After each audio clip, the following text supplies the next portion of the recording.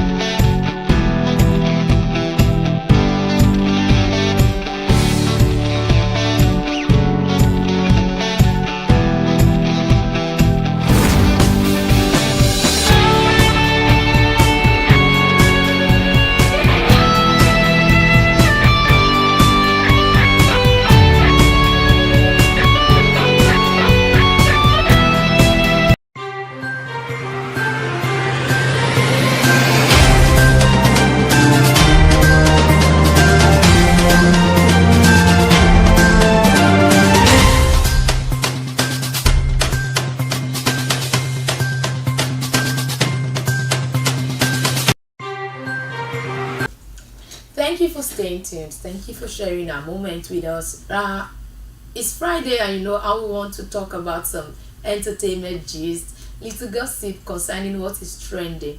And it's no longer news that we have a whole case to deal with concerning the Mohbad's death. And it's all over the internet that the toxicology result is out. You get to hear more about that from Peace. And also, today is the 14th, this year makes it 14th year of the general, like they call him, degree, 14th year remembrance. Yesterday actually it was indeed a phenomenal artist. You know, a lot of young rappers, indigenous rappers, came out to say that their green paved the way for them. That green gave them a voice. That green was the one that they looked up to. Even someone as Illbliss, all the way from the east, came out to say his legacy will never end. That is one thing we are always praying for, as everyone that is in the entertainment scene, that our legacy will never end. Anyways, let's look at the Mohbad story now. Mohbad's toxicology results ready as pathologist begins interpretation. The toxicology test carried out to determine the cause of death of late music star Ilerioluwa Aloba, also known as Mohbad, has been concluded. Punch Online reported that the test was being conducted in the United States. Lagos State Counsel Oluwaseun Akinde, who confirmed this to the coroner's court sitting in the Ikorodu area of Lagos State in November 2023, said the autopsy into the external body of the deceased was completed, while the toxicology test had to do with the internal body. Okay, we'll take a pause here, and before we continue on the story, they've come out to say they've done the autopsy for the external body to know the cause of death. But remember that a lot of persons were saying he was injected, there was something in his system, that's why they had to take a toxicology test. Which has to do with the internal part of the body. And apart from that, this boy's death has degenerated, the case has degenerated to the extent that a lot of people are actually feeding on the case. There are GoFundMe here and there accounts that they will say a lot of bloggers just to chase clouds, make money. It has become a case of psychological issues to people who use the internet, especially Instagram, you understand. But the truth is that we are happy that we are getting close to the end of this case matter, yes. Because the father of the boy has been accusing the wife of some illicit illicit or what's the right word now, that she's not been faithful during her husband's lifetime, asking for DNA and all that. And some lawyers have already stated that as long as the man who owns the child didn't complain about the paternity, it's not in the right of anybody to ask for DNA test. And now that the state is ready to give us a toxicology analysis on how he died and all, I think that will put all this brouhaha to rest, and we'll have peace. Yes, all this brouhaha to rest. Okay, let's go back to the stories. An official of the state government, who is familiar with the case, told correspondents yesterday that the test results was sent to the state's DNA and Forensics Center last week. The source said, and I quote, "The toxicology report is with us. It arrived on Monday, but it is a medical jargon for us. We don't understand what it is, so it has been sent to the pathologist that's carried out the autopsy to analyze and interpret it." The director of Lagos State DNA and Forensics Center, Richard Somairi, on March 20th said that the toxicology results will be ready in the next 4 to 3 weeks, which is what we have presently. After all of this, how do you see this matter unfolding? You know, like we said, we are now getting to the end of the story. I even think it's wrong to me to tell the public that something is ready when you are not ready to divulge the whole information. No, they said they got it, but they couldn't interpret it. It's not in their place. It's not in their office. Because they don't understand the medical terms. But they could have just waited to get the whole of it. Because to me, according to some comments on the internet yesterday, some people believe that they are going to manipulate, they are going to do this, that. It's not the first time that has happened in Lagos State, please. It's not the first time. So it's Nigerians are allowed to think what they want to think. But the truth is, I feel this matter has to end. It just has to end. And I don't want to know how it ends. Another thing happened yesterday. There's someone from Malian House who put up on his story, Insta story, that he hated Mohbad while he was alive, and he's still hating on him even in death because of his drug habits and all that he has put the Malian record into trouble, and he cannot deny that he still hates him up to now. And people are like, even in death you bullied this guy till he died. No one is questioning you. If we have a system that works, by now your boss is supposed to be behind bars, and you have the effrontery to come out to say you hate this guy, even though you know his family are still mourning. You know the country, there are some people, loyalists, who are still trying to get over his death. And I think that the case is not just coming to an end, because if Mohbad had someone in his family who could just hold on to their feet and do the rightful thing, or do the right thing rather, that guy is supposed to be arrested. Well, he is supposed to be arrested, because he was arrested. How can you say you hate someone even in death? What has he done to you? And this guy was lamenting. We saw videos of him saying that there are people in the Malian house who hated him for no reason. They were snitching on him. You just came out to confirm that. But whatever the case may be, we pray that this comes to an end when they eventually get the interpreted copy of the result. And concerning the grade, there are some little lessons that I think we can actually learn. Okay. One of which is don't drink while driving. If you have to drive, don't drink. If you drink, please do not hold the keys. Please do not do it, because he would have been one of the pace setters. He would have been a legend today if he didn't meet with that accident that claimed his life. He by now would have enjoyed more of his lyrics and all.